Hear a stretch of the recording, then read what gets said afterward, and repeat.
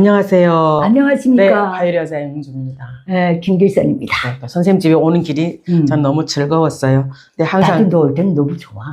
근데 제가 선생님한테 오는 이유가 있잖아요. 좋아서도 오지만 내가 모르는 궁금증 이거 해소하기 위해서 오는 것도 있거든요. 오늘도 많은 물음을 가지고 왔는데 그 중에 하나가 뭐냐면 우리가 자랄 때 책장이나 책상이나 있는 데서 자랐나? 이런 생각이 들거든요. 북한에서 살 때. 그렇죠, 그렇죠. 그래서 선생님은 좀 저보다 조금 더 나은 삶을 사셨으니까.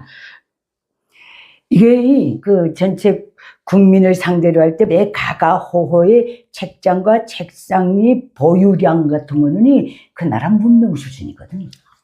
그렇겠네요. 책장과 책상이 있다는 건 공부하는 자가 있다는 뜻이고 책 읽는 자가 있다는 것이고 독서 애호가가 있다는 뜻이거든. 그렇죠. 근데 우리 삶에는 제가 살았던 삶에는 책장과 책상은 없었네요. 밥상을 주로 썼던 것 같은데. 내가 탈북에서 대한민국에 들어와서 살면서 제일 절통한 감정 중에 하나가 이거였어. 북한의 절대 다수 주민의 집에는 책장과 책상이 없어. 그렇죠. 저도 제가 아는 사람의 집을 통틀어 생각해 보니까 저 두 개 중에 어느 하나도 있는 집이 없어요. 두 개 통째로 없거나 근데 책상과 책장을 만들지 않는 것 같아. 국가가 생산을 안 해. 어떤 목재 공장도 꼭 필요한 집은 내가 직장인이라면 우리 직장에 목수가 있거든. 네. 그 목수한테 술, 담배 던지고 그 목수가 국가에서 지급받은 목재를 가지고 몰래 짜서 줘. 책상. 이건 짜기가 굉장히 힘들잖아. 책장 같은 거는 유리도 해야 되고. 그렇죠. 그러면 북한 사람들 책은 어디다 건사하는가? 책꽂이는 또 다 있어.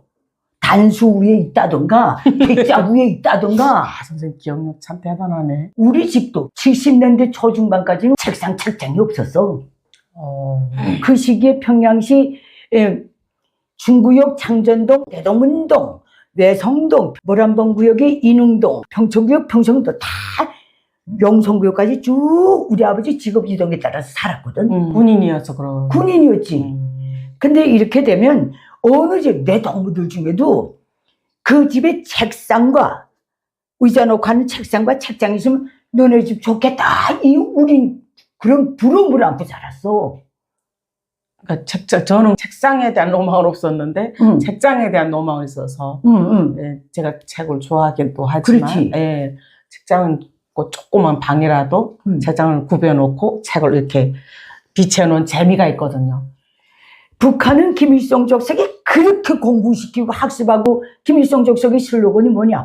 8시간 일하고 8시간 학습하고 8시간 휴식하라 이거거든. 그것도 딱 정리됐네요. 이 노동당의 구호야. 전체 인민이 자나깨나 학습하라고 하는 것들이 전체 인민이 책상과 책장을 보장해 줘야 되지 않니?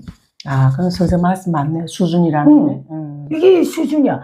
가고 북한에는 통칭 목재 가구 매점이 아예 없는 나라야.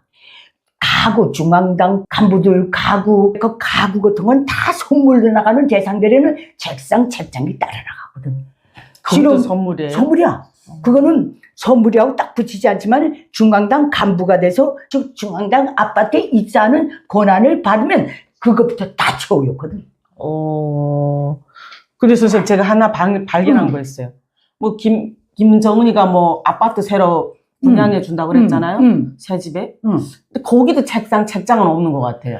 그거는 아나운서한테 주는 선물식 아파트는 그 들어가지만은 노동자, 농민, 공로자들에게 배정해 준다는 건 선물 개념이 안 들어가거든. 그렇구나. 그러니까 이게 책장이 없는 거야. 참 신기하다. 대한민국 책장 같은 건 아예 없으니까. 거기에 책장에 또 거기에 뭐 꽂혀 있는가? 인민들 속에서 주체 시대를 빛내시고 다 우상하고 책만 있거든. 그 책장에 그걸 열 수 있는 간부는 적어도 당으로부터 출판물 공급 대상이었다는 뜻이야. 이것도 종이 사정이 모자라니까 그다음부터는 공급도 안 하더라. 집에 공급 대상은 하는데 노동자들도 한 몇 건 정도는 보유했었나 봐요. 밤새 뚜껑 나는 거 이렇게 두꺼운 거. 예. 그게 다 60년대 70년대 초까지 보유했지 그다음부터는 그것도야 복은 못했어. 여긴 애들이 어렸을 때부터 뭐 읽어준다고 엄청 많잖아요. 이렇게 높이를 해가지고. 너 북한에 서점이 있어?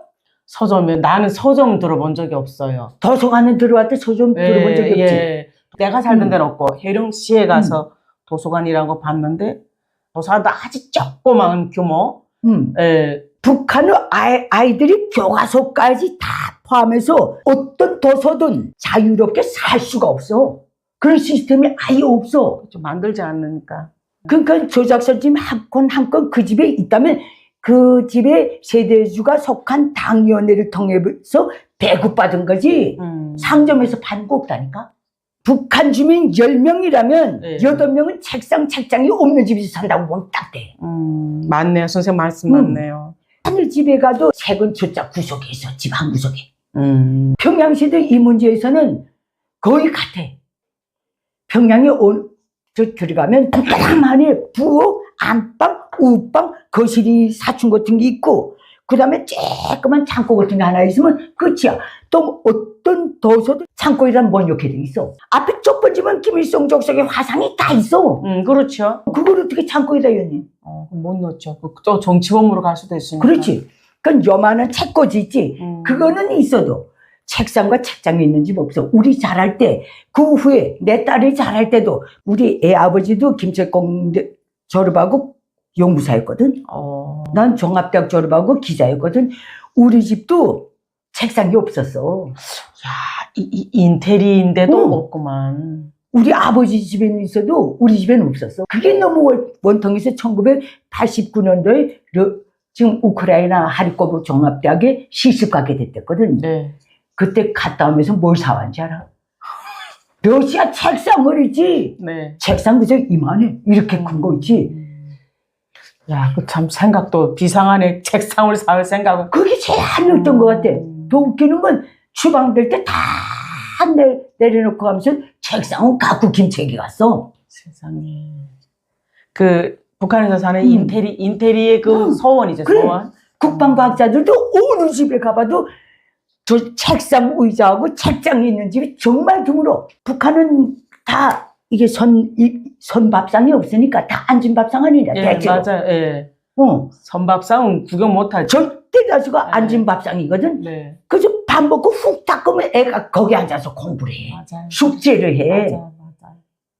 그렇죠. 저 나름 어느 한 시점에는 8.15 해방 직전까지는 그 수준에서 문명했던 것 같은데 책장이 없는 집이 절대 다수라는 거는 북한밖에 없어. 저는 그런 슬로건이 생각나거든요. 아이들은 뭐 나라의 왕이다. 나라의 왕이다. 네, 근데 단 한 번도 대한민국에서 평범한 가정이 하는 것조차도 못하고 자랐잖아요.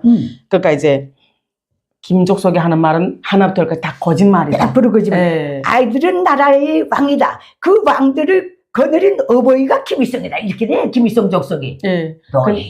여러분은 오늘도 평양만사를 통해서 어디에도 없는 얘기를 듣고 있습니다. 저도 이제 북한 사람들이 김일성의 노예라는 건 알았지만 아이들조차도 이렇게 그래. 노예인 거 오늘 또 특별히 더 잘 알게 되는. 어찌 보면 그 굴복시키는 거는 같아. 어렸을 때부터 그렇게 길들여서 저희가 자랐다는 얘기를 평양만사 또 통해서 하게 됩니다. 북한의 3대 애송이 김정은 전체민을 엘리트로 만들어서 엘리트 바다를 이루기 위해서 북한을 엘리트 강국으로 건설한대. 근데 뭐. 오늘날까지 줄기차게 말하거든. 책상과 책장도 생산 안 하는 국가. 그런 생산 라인 자체가 없는 게 북한이야. 오직 중앙당 가구공장 이런 데서 그 맞춤형으로 수령이 선물로 나가는 것만 딱해. 이게 북한이야. 악마 새끼들이요 이것들이. 대한민국에서는 뭐 강국 하나도 안 붙어도 정말 세계적으로 손꼽히는 나라인데 모든 북한 애들이 자라면서부터 숙제를 방바닥에 옥대서 딱 하게 만들어놔서. 그러네요. 생각해보니까 우리 다 옥대서 공부했잖아. 하나부터 열까지 우리는 노예로 길려졌다. 저 망고리 역적 족속이 북한 주민을 위해서 한 게 하나도 없다는 거야.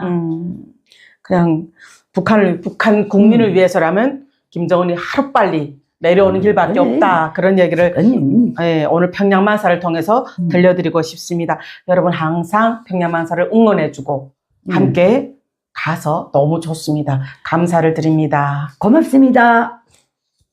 나 선생님 말씀 들으니까 갑자기 눈물이 막 나올라. 눈물 나지? 네.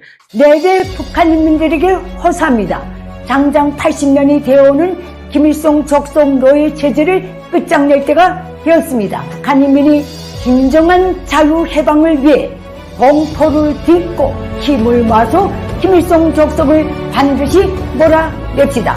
그 길에서 도움이 필요하신 분들은 언제든지 손을 내밀어 주십시오.